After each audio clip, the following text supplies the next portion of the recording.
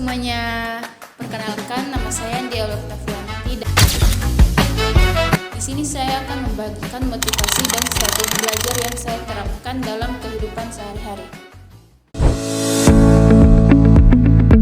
Menurut saya, motivasi belajar itu penting untuk dimiliki setiap pelajar, karena motivasi belajar itu yang membuat kita memiliki semangat dan keinginan kuat untuk terus belajar demi mencapai tujuan yang kita inginkan.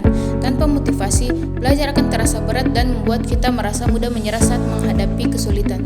Misalnya, saat seorang siswa ingin memiliki nilai bagus dan lulus dengan baik, pasti dia akan termotivasi untuk terus belajar dan mengerjakan tugas dengan sungguh-sungguh.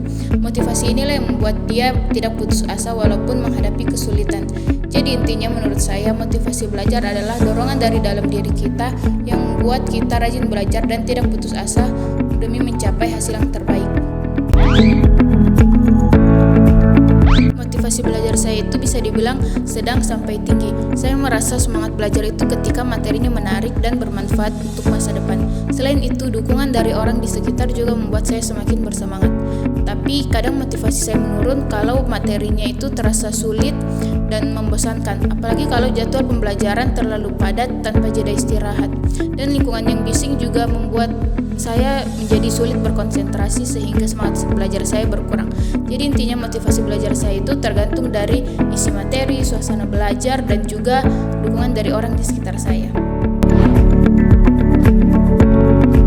Gaya belajar itu kan ada bermacam-macam, seperti visual, auditori, kinestetik, campuran, dan lain-lain. Kalau gaya belajar yang paling cocok untuk saya yaitu gaya belajar kinestetik, yaitu dengan mempraktikkan langsung materi yang dipelajari.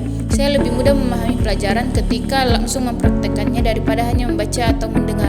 Contohnya ketika mata kuliah statistika, saya lebih suka langsung mengerjakan soal-soal statistika dengan menggunakan laptop atau alat bantu seperti kalkulator daripada hanya mendengarkan penjelasan dosen atau membaca buku saja. Dengan mempraktikkan langsung, saya bisa lebih memahami cara kerja statistika. Dengan cara-cara ini, saya merasa belajar menjadi lebih efektif dan menyenangkan. Untuk membuat rencana belajar yang efektif, saya akan mulai dengan menentukan tujuan yang jelas. Misalnya, saya ingin nilai saya naik dari B ke A.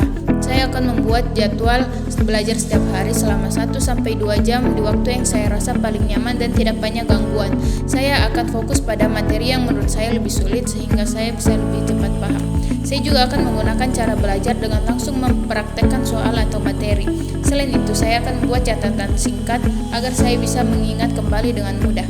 Kalau misal ada bagian yang sulit saya pahami, saya tidak akan malu untuk bertanya kepada guru atau teman agar saya tidak salah mengerti. Saya juga akan pastikan untuk cukup beristirahat agar otak saya tetap fresh.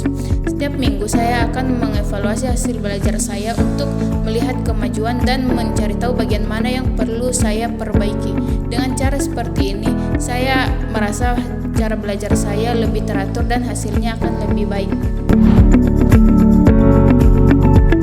Agar semangat belajar saya tetap tinggi, saya akan selalu mengingat tujuan belajar yang ingin saya capai. Saya juga akan mencari cara agar belajar terasa menyenangkan, misalnya dengan menggunakan media yang menarik seperti video atau praktek langsung. Saya juga akan membagi waktu belajar dengan istirahat yang cukup.